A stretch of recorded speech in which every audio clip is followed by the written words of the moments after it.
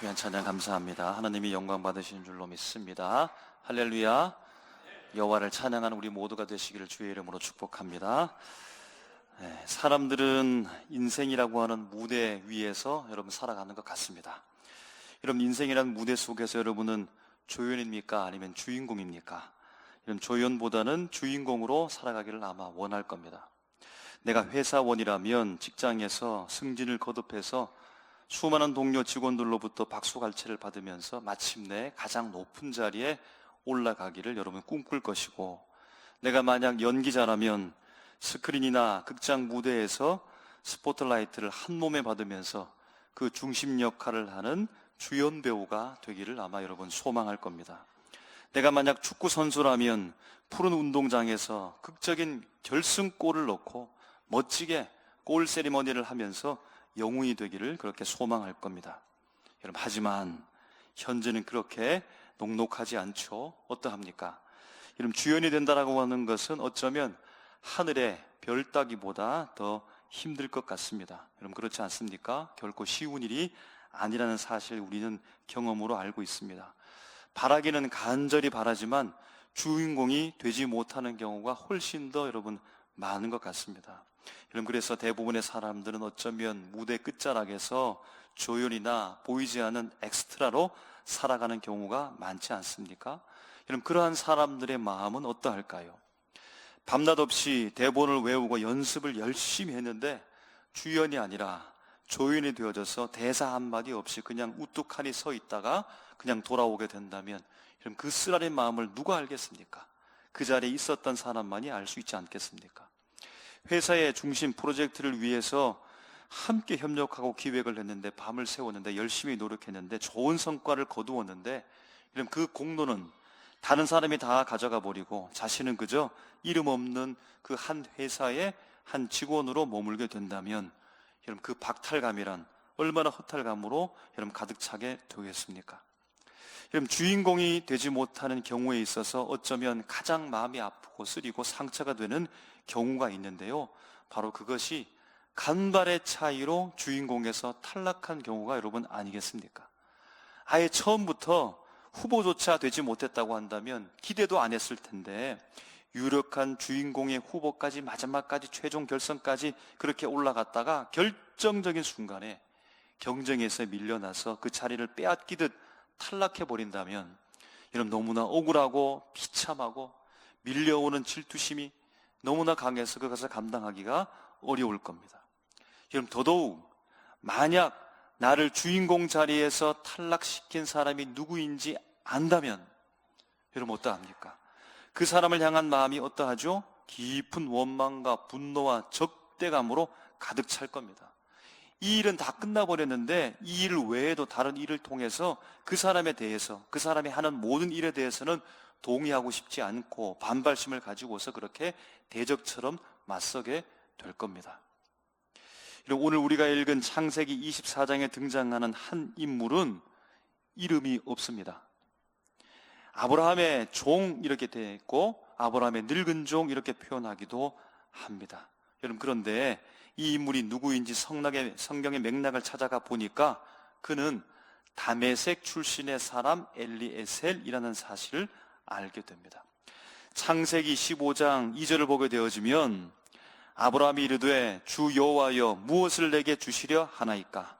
나는 자식이 없사오니 나의 상속자는 이 다메섹 사람 엘리에셀이니이다 라고 하면서 이 사람이 엘리에셀 이름을 가졌다는 사실을 알게 됩니다.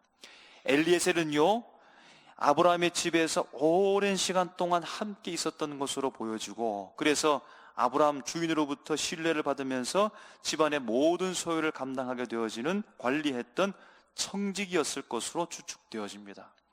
그는 성실했고 능력이 뛰어났으며 아브라함의 전폭적인 신뢰를 받고서 지지를 받고 있는 사람이었다라는 겁니다.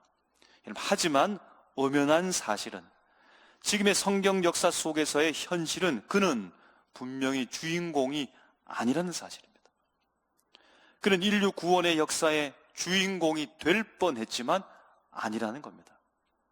그는 아브라함의 영적, 육적 상속자가 될 뻔했던 인물이지만 결론은 주인공이 되지 못한 사람이라는 겁니다. 그런 이처럼 탁월한 자격을 갖추었음에도 불구하고 주인공의 자리에서는 탈락되어 버렸는데요. 여러분, 그를 주인공에서 탈락시킨 존재는 누구일까요? 누가 이렇게 좋은 사람을, 누가 이렇게 탁월한 사람을 주인공에서 탈락시켰을까요? 여러분, 다름 아닌 그분은요, 하나님이었습니다. 창세기 15장 4절에 보게 되어지면 하나님은 아브라함에게 단호하게 말씀하시기를, 여호와의 말씀이 그에게 임하여 이르시되 그 사람이 곧 엘리에셀이 너의 상속자가 아니라 너의 몸에서 날 자가 내 상속자가 되리라 하셨다는 겁니다. 아브라함은 하나님의 약속의 부름의 사람입니다. 그를 갈대 우르에서 불러내서 하나님께서 그를 많은 민족의 아버지가 되게 하겠다고, 너의 후손이 모래알처럼 많게 되게 하겠다는 하나님의 약속을 받았습니다. 여러분, 그런데 아무리 오랜 세월이 지난다 할지라도 그에게는 자식이 태어나지 않는 겁니다. 점점 늙어가는 것이죠. 여러분, 그래서 그는 생각합니다. 어떻게 하면 될까? 합리적 대안을 생각한 것이 바로 엘리에셀이라고 하는 인물인 겁니다. 이 엘리에셀을 상속자로 삼아서 하나님의 약속을 이루겠다라고 했던 아브라함의 의지 가운데 하나님께서 바로 그때 개입하셔서 엘리에셀에 대해서 말씀하시기를 엘리에셀을 상속자 후보자 명단에서 제외시켜 버렸다는 겁니다. 그러면 엘리에셀은 주인공에서 탈락해서 역사의 조연 엑스트라가 된 겁니다. 여러분, 이러한 엘리에셀의 마음은 어땠을까요? 추측컨대 엘리에셀의 마음을 더 아프게 힘들게 했던 사실은 자신을 어쩌면 밀어내고 주인공이 된 사람을 위해서 자신이 주인공이 아니라 조연이 되어 자신을 밀어내고 주인공 된 이 사람을 위해서 조연 역할을 감당해야 된다라고 하는 이 사실이 자신을 더 비참하게 만들지 않았을까요? 여러분, 한번 입장을 생각해 보십시오. 내가 주인공이 될 수 있었는데 누군가가 주인공이 되어주고 그 사람을 위해서 내가 조연 엑스트라 역할을 감당해야 한다면 마음이 어떻겠습니까? 여러분, 그 진짜 주인공이 누구입니까? 우리가 잘 알고 있는 아브라함이 100세 때 얻은 기적의 아들 이삭입니다. 다메섹 사람 엘리에셀은 이제 그 이삭의 그늘 밑에서 수종을 들면서 그를 주인으로 떠받들면서 그에 대한 완벽한 조연 역할을 감당해야 됩니다. 그 인물이 바로 아브라함의 종 엘리에셀입니다. 오늘 본문인 창세기 24장 34절에서 40절 말씀에 보면 아브라함의 나이가 많아졌고요, 그는 늙었습니다. 그런데 아들 이삭은 아직 결혼을 하지 못했습니다. 이런 부모로서 자녀를 향한 숙제를 가지고 있는 듯 하는 거죠. 여러분, 그래서 이삭의 아내를 구하기 위해서 그의 종 바로 엘리에셀을 불러서 중대한 역할을 맡기게 하는 겁니다. 아브라함은 그에게 명령하기를 가나안 족속 딸 중에서 아내를 택하지 말고 내 고향 친족에게로 가서 거기에서 이삭 배필을 데리고 오라는 명령을 내린 겁니다. 엘리에셀은 그 특명을 받아가지고 머나먼 길 여행을 떠나서 마침내 밧단 아람 우물가에 도착하고 이삭의 아내가 될 리브가를 만나게 되어주고 그의 집에 이제 도달하게 되는 장면이 오늘 말씀의 배경입니다. 오늘 말씀 창세기 24장 34절에서 40절 말씀의 내용을 다시 한번 훑어드리면 이러합니다. 아브라함의 종은요, 리브가 이삭의 아내가 될 그 리브가 집에 갔고 그의 가족들을 만나면서 자신이 누구인지, 내가 무엇 때문에 왔는지 밝히기 시작합니다. 자신의 주인은 아브라함이며 아브라함은 축복을 받아가지고 기적의 아들 이삭을 낳게 되어졌고 그는 그 땅 가운데서 부자가 되어주고 축복받은 사람이고 이제 자신의 고향 족속에게로 나를 보내가지고 아내를 데리고 오라고 명령했다는 겁니다. 그 명령에 순종해서 자신이 왔고 아브라함이 자신에게 말했던 말, 곧 그가 낙심할까봐 주저할까봐 종에게 여호와께서 그의 사자를 너와 함께 보내고 내 길을 평탄하게 하실 것이다 라고 확신했던 아브라함의 그 선포 속에 그 현장 가운데 지금 종이 응답의 현장에 서 있다라고 볼 수 있습니다. 아브라함의 종 엘리에셀이 주인의 명령을 받들고 가나안 땅 헤브론 곧 부엘세바에서부터 출발해서 저 북쪽 메소포타미아 나홀성 밧단 아람까지 이동한 거리를 보니까 800km, 900km가 됩니다. 자동차를 타고 800km, 900km 달리면 몇 시간에 완주할 수 있습니까? 고속도로 한 번도 쉬지 않고 가면 얼마나 될까요? 그런데 고속도로만 있는 게 아니죠. 국도로도 가야 되고 사람의 체력이 한계가 있으니까 휴게소에서 쉬어야 되기도 합니다. 그런데 이때 당시에 800km, 900km는 얼마나 먼 거리일까요? 대장정입니다. 한 번도 가보지 못한, 소문은 들었을까요? 겨우 소문 들었을 법한 그곳으로 여행을 떠나는 겁니다. 창세기 24장 10절에 보게 되어지면 이에 종이 그 주인의 낙타 중 10匹를 끌고 떠났는데 곧 그의 주인의 모든 좋은 것을 가지고 떠나서 메소포타미아로 가서 나홀의 성에 이르렀다라고 이렇게 기록하는 겁니다. 오늘날의 지도를 펴놓고 보게 되어지면 이스라엘 남부 지방에서 출발해서 시리아 사막을 우회해가지고 이라크와 튀르키예 접경지대인 하란 그 위쪽까지 올라가는 거리입니다. 자동차 타고 간 게 아니고 걸어서나 낙타를 타고 거친 사막 광야를 거쳐서 몇 달을 걸려가지고 수많은 시간을, 고된 힘든 시간을 그 대장장을 거치면서 마침내 도달했다는 겁니다.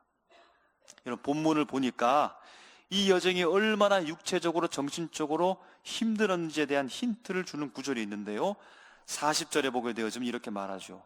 평탄한 길을 주시리라 라는 표현이 있고, 39절에 보게 되어지면 혹시 여자가 나를 따르지 아니하면 어찌하리까 라고 하는 종의 솔직한 고백을 통해서 이 여정의 길이 어떠했는지를 우리가 가늠할 수 있습니다. 여러분, 그러니까 종이 길을 떠나기 전부터 염려했다는 겁니다. 길이 평탄하지 않다는 사실을 이미 알고 있었고 두려워했다라는 겁니다. 800km가 떨어진 이 사막길을 걸어오면서 육체적 한계도 경험했을 것이고, 실패하면 어떡할까? 곧 내가 거기에 도착했는데 그 여자가 나를 따라 나서지 않으면 어떻게 할까? 여러분, 800km, 900km 걸어온 그 모든 여정이 다 헛수고가 되어버리니까 그가 정신적, 육체적 압박감 속에 시달렸다는 사실도 알 수 있다는 겁니다. 그럼에도 불구하고 엘리에셀은요, 이 험난한 힘든 과정을 끝까지 걸어가서 결론을 보게 되어지면 마침내 완벽하게 그에게 주어진 임무를 수행해 내더라. 낙타 10마리를 이끌고 광야를 지나서 마침내 우물가에 하나님의 인도함을 받아서 이삭의 아내가 될 리브가를 바로 거기에서 만나게 되더라. 그리고 지금 그 집안 사람들과 함께 당당하게 그의 앞에서 그의 걸어왔던 길을 이야기하고 이제 앞으로 가야 될 하나님의 사명의 길을 밝히고 있는 중에 있다는 겁니다. 여러분, 아브라함의 종 다메섹 사람 엘리에셀은 어떻게 이 일을 감당할 수가 있었을까요? 걸어가다 보니까 우연히 이 일의 결과를 맞닥뜨리게 됐을까요? 낙타를 타다 그렇게 걸어가다 보니까 우연히 자신도 모른 채 이런 결과가 툭하니 자신에게 왔을까요? 여러분, 그는 어떠한 태도로 어떠한 마음을 가졌기에 이 모진 고생의 여정을 견디면서 마침내 주인의 심부름에 대해서 이토록 완벽하게 수행해낼 수가 있었던 것일까요? 이렇게 자꾸만 질문하는 이유는 그는 지금 이 여정의, 이 이야기의 주인공이 아니기 때문입니다. 그는 이 여정의, 이 이야기의 주인공이 아니라 철저히 조연이자 엑스트라에 불과하기 때문입니다. 이 일은 자기를 위한 일이 아닙니다. 아브라함을 위한 일이며 자기 주인의 아들인 이삭을 위한 일입니다. 이 엘리에셀이 땀 흘려 수고해서 데려온 신부는 자신의 아내가 되는 것이 아니라 이삭의 품으로 갈 겁니다. 내가 열심히 지키고 충성하면서 이 아브라함의 거대한 부를 열심히 불렸다 할지라도 고스란히 이 모든 부는 이삭에게 갈 겁니다.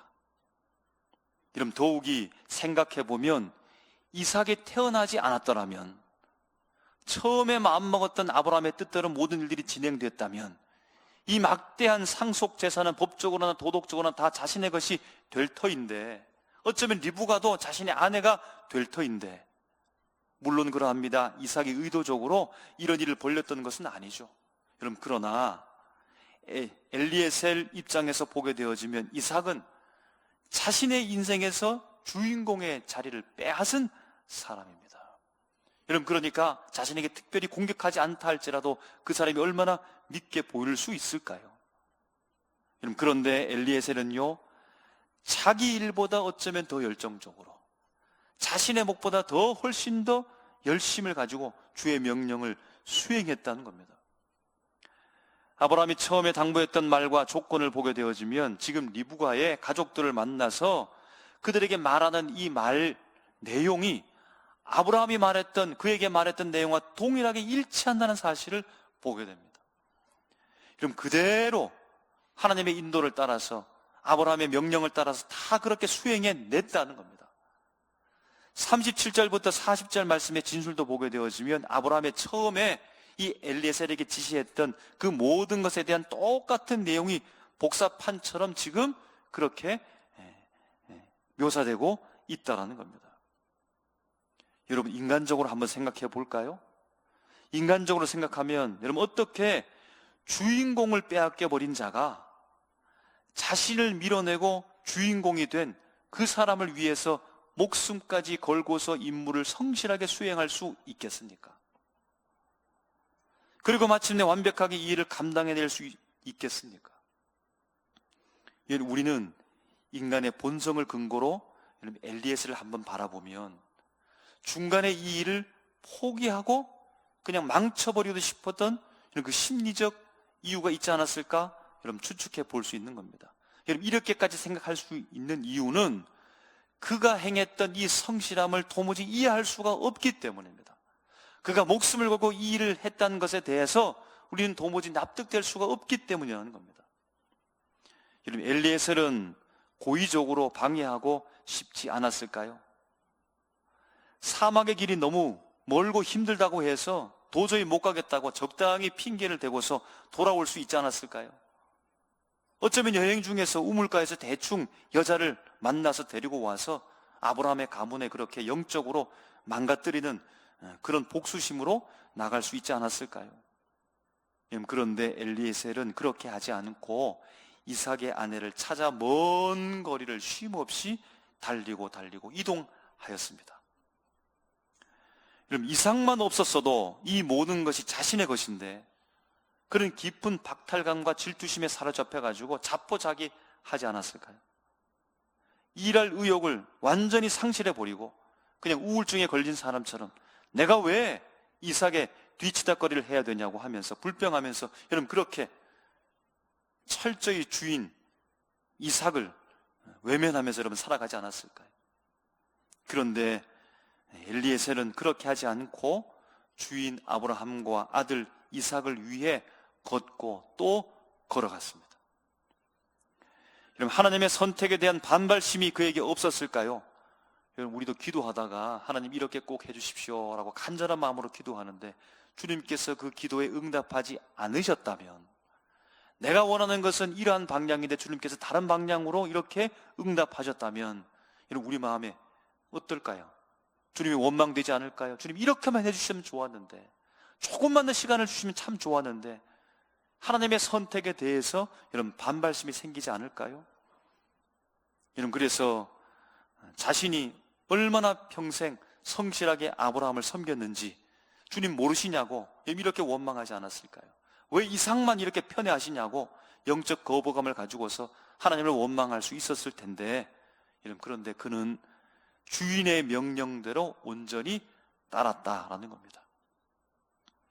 엘리에셀이 이 모든 본성적인 유혹과 인간의 박탈감, 이 모든 것들로부터 깨뜨리고 온전히 아브라함과 이삭을 섬기면서 하나님의 말씀에 순종할 수 있었던 비결이 있을까요, 여러분?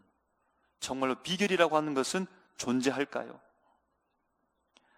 34절에 엘리에셀은 리브가 가족들에게 자신을 소개하기를 이렇게 말합니다. 그가 이르되 나는 아브라함의 종이니이다. 자신을 소개하기를 나는 아브라함의 종입니다 라고 말하는 겁니다. 엘리에셀은 자신이 누구인지 끝까지 잊어버리지 아니하고 그들 앞에 자신을 증명하고 있습니다. 여러분, 이 사람들, 리브가의 가족들을 엘리에셀은 한 번도 만난 적이 없습니다. 엘리에셀에 대해서 이미 들었던 적도 없는 리브가의 가족들입니다. 그러면 적당히 자신이 아브라함의 큰 대사의 직분을 가지고서 이렇게 왔다라고 자신이 지위를 높일 수도 있는데, 체면을 높일 수도 있는데, 그는 철저히 나는 아브라함의 종입니다라고 이렇게 자신을 소개하고 있다는 겁니다. 그는 주인공이 되려는 욕심으로 살았던 것이 아니지요. 주인의 뜻을 받드는 종의 정체성을 확실히 하면서 끝까지 그것을 유지하면서 살고 있었다는 겁니다. 상속자의 자리가 탐날 법도 한데 주인이 이삭을 상속자로 세우는 순간 그는 자신의 위치가 어디인지 정확히 인정하고 종의 명예와 신실함을 선택하면서 살아갔다는 사실을 우리가 발견할 수 있다는 겁니다. 35절에 보게 되어지면 여호와께서 나의 주인에게 크게 복을 주셨다라고 말합니다. 여호와 하나님의 주도권에 대해서 그가 지금 고백하고 있는 겁니다. 엘리에셀은 아브라함의 종이었지만 동시에 아브라함 배후에서 일하시고 명령하시는 여호와의 통치에 대해서 지금 내가 그 명령을 따르고 있다는 사실을 고백하고 있다는 겁니다. 아브라함을 인간적으로 섬긴 것이 아니고 아브라함 배후에 계시는 그 하나님을 바라보며 아브라함의 권위를 인정하고서 그 말씀 가운데 순종하면서 나갔다는 겁니다. 그러므로 주인의 집에 가득한 그 복이 인간 아브라함의 능력으로 말미암아 생긴 것이 아니라 그 배후에서 일하신 하나님의 주권적 역사 속에서 아브라함이 부자가 되어졌고 약속의 사람으로 지금 살아가고 있다는 사실을 그는 알고 있으며 고백하고 있다는 겁니다. 바로 하나님의 결정으로 받아들이는 겁니다. 인간의 한낱 사람의 결정으로 선택으로 받아들이는 것이 아니라 하나님께서 아브라함을 통해서 결정하셨다는 사실을 받아들이고 이삭을 주인공으로 세우신 그 하나님에 대해서, 그 명령에 대해서 순종하고 있다는 사실을 발견하게 됩니다. 그럼 40절에 보게 되어지면 내가 섬기는 여호와께서 그의 사자를 너와 함께 보내어 내게 평탄한 길을 주시리니 라는 이 말을 아브라함이 엘리에셀에게 한 말입니다. 그 말을 그대로 엘리에셀이 아브라함의 말을 빌려서 그의 고백으로 하고 있다는 겁니다. 이 말은 무엇이냐면 험한 길을 가게 될 엘리에셀을 염려함으로 아브라함이 축복하면서 하나님의 사자가 너와 동행하기를 기도한다라고 했던 그의 축복의 기도와 이 선포에 대한 예언의 내용을 엘리에셀은 몸소 800km를 걸어가면서 하나님께서 함께한다라고 하는 아브라함의 기도와 이 예언의 말씀이 성취된다는 사실을 두 눈으로 보았다는 겁니다. 주인이 섬기는 그 하나님에 대해서 관념적으로 믿고 받아들이고 있었던 것이 아니라 그 멀고 험난한 여행길 속에서 아브라함의 말대로 하나님의 사자가 그와 동행하며 평탄한 길을 열어주셨던, 그리고 마침내 리브가를 만나는 순간 하나님은 살아계시구나, 주님께서 나를 인도하셨구나, 주님께서 내 주인 아브라함을 통해서 명령했던 이 명령이 하나님의 은혜로 말미암아 이렇게 이루어지는 것을 몸소 두 눈으로 확인하며 경험했다라는 사실입니다. 여러분, 오늘 우리는 교회에서 생활합니다. 공동체입니다. 혼자가 아닙니다. 함께 신앙생활을 하고 있습니다. 가정에서도 마찬가지입니다. 일터에서도 마찬가지입니다. 또 그 외에 이루어진 공동체가 있을 것입니다. 여러분, 그런데 우리 마음속에 이삭이 되고 싶어 하죠. 주연이 되고 싶어 합니다. 여러분, 그러나 문제는 끊임없이 이삭만 되려고 하는 것은 문제입니다. 주목받는 자리, 칭찬받는 자리에 서지 못하면 금세 마음이 상하고 막 억울해지죠. 내가 열심히 봉사하다가도 내 이름이 드러나지 않으면, 누가 혹시라도 빼버리면, 내가 아니라 다른 사람이 더 부각되어지면, 아니 내가 왜 이 고생을 하냐고 그 마음속에 분노가 일어나고 은밀한 복수심, 방해를 하게 되어지고 태만의 유혹에 빠질 때가 있지는 않습니까? 내 마음에 들지 않는 지체가 주인공으로 대접받는다면 어떠합니까? 그 지체를 위해서 내가 기꺼이 조연이 되어서 도와줘야 되는데 오히려 시기하며 질투하면서 공동체 하나됨을 이런 깨뜨리지는 않습니까? 오늘 말씀 속에서 우리가 받아야 될 말씀은 무엇입니까? 조연의 자리를 긍정과 믿음의 눈으로 바라보아야 한다는 겁니다. 여러분, 내가 무대의 중심에 서지 않았다고 해서 내 인생 스토리는 조연이나 여러분 엑스트라가 되는 것이 아닌 겁니다. 여러분, 이 역사는 누가 쓰어가는 겁니까? 하나님이요. 하나님의 구원의 역사, 이 거대한 드라마 속에 이 조연의 자리라 할지라도 내가 성실하게 감당한다면, 성실하게 이 사명을 감당하게 되어질 때 하나님의 나를 신뢰하고 얼마나 큰 임무를 맡기는지요. 여러분, 엘리에셀에게 맡겼던 이 사명이 얼마나 큰지 아십니까? 예수 그리스도의 구속사적 역사 속에서 그 임무를 감당한 겁니다. 얼마나 큰 역사입니까? 십자가를 지고 갔던, 그 십자가를 지었던 구레네 사람 시몬이, 여러분, 그 역할이 어떻게 가볍습니까? 얼마나 중요한 역할을 한 겁니까? 비록 조연의 자리라 할지라도 맡겨진, 주어진 자리 속에서 성실하게 그 일을 감당하게 되어질 때 하나님께서 나를 가장 신뢰하는 자로서 하늘의 청지기 삼아서 여러분 그렇게 칭찬하면서 일을 감당시킨다라는 사실입니다. 그럼 내 힘으로 억지로 참을 수 있겠죠. 내가 마음이 넓은 사람처럼, 아무런 문제가 없는 사람처럼 주인공의 그 마지막 문턱까지 올라갔다가 탈락되는 순간 다른 사람이 볼 때는 어떻게 하나 이렇게 안쓰러워하지만 아무런 것도 아닌 것처럼 그렇게 넓은 마음 사람처럼 흉내는 낼 수 있겠지만, 그럼 진짜 그러한 사람이 누가 있겠습니까? 마음의 분노와 안타까움과 시기와 질투심이 가득할 텐데, 여러분, 그런데 엘리에셀처럼 우리는 누구를 바라봐야 되죠? 바로 그 배후에 역사하고 있는, 나와 동행하고 계시는 살아계신 하나님을 바라보시기를 주님의 이름으로 축복합니다. 여러분, 그렇게 되어질 때 내 자리 속에서 하나님이 나를 위해서, 나를 통해서 일하고 계신다는 사실을 깨닫게 되어주고, 내가 하는 일이 한낱 아무것도 아닌 일을 하고 있는 것이 아니라 주님이 나를 통해 이루시는 중요한 역할이라는 사실, 바로 그 영적 자부심을 가지고서 살아갈 수 있게 된다는 겁니다.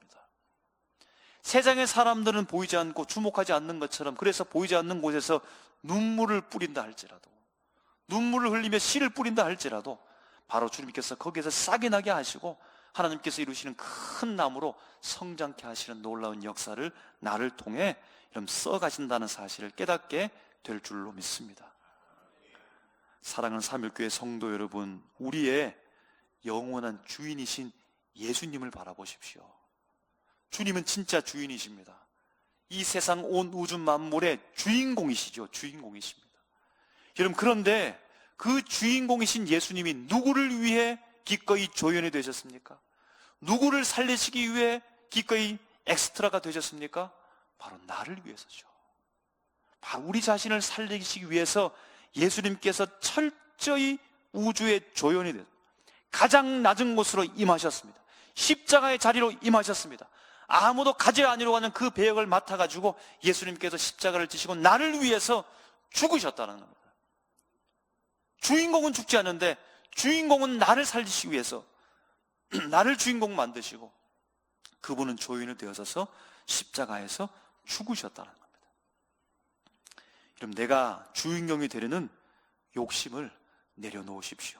모든 대본은 하나님께 맡기시고 엘리에셀의 고백처럼, 그럼 나는 무엇이라고 고백하면 되겠습니까? 주님, 나는 하나님의 종입니다.